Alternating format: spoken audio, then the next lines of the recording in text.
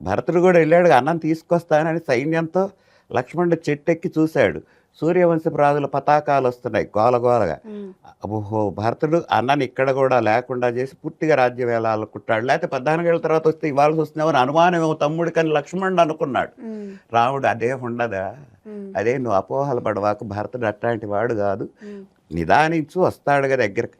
వచ్చి, అన్నా నువ్వు లేని రాజ్యంలో నేనున్నాను, నేను లేనప్పుడు ఇది జరిగింది, ఆ పట్టాభిషేకం అనేటటువంటి గొడవే నాకు తెలియదు, నేను లేనప్పుడు మా అమ్మ రాజ్యం కోరింది, మా అమ్మ మాట మన్నించు అన్నా, నువ్వు రా, నీ పట్టాభిషేకం చేస్తానంటే నేను రాకూడదు, నువ్వు రాకపోతే నేను రాజ్యపాలన చెయ్యను అన్నాడు. కాదు, చెయ్యాల్సిందే, నువ్వు రావాల్సిందే అన్నాడు.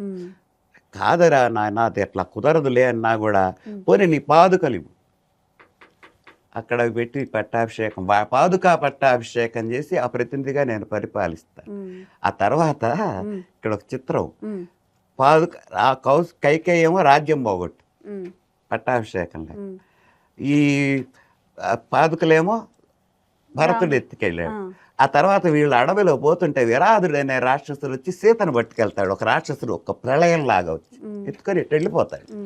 అప్పుడు రాముడు బాధపడతాడు, లక్ష్మణ నాకేంటి ఇట్లా కాలం, తల్లేమో రాజ్యం పోగొట్టు, తమ్ముడేమో పాదాలకి రక్షణ కూడా లేకుండా చేశాడు అడవుల్లో, సీతనేమో వీడెవడో ఎత్తుకెళ్తున్నాడు, నా గతికేంటి, నేను ఎందుకు, తమ్ముడితో చెప్పుకొని బాధపడతాడు.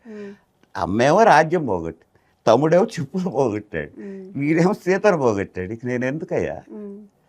లక్ష్మణుడు వరడిస్తాడు, తర్వాత విరాధుని సంహరిస్తారు, వెళ్ళిపోతుంది కథ. చూడండి, అక్కడ మనం గ్రహించాల్సింది ఏంటంటే ఎంత నైరాశ్య స్థితికి వెళ్ళిపోయినాడు. అక్కడ బాధపడ్డాడు.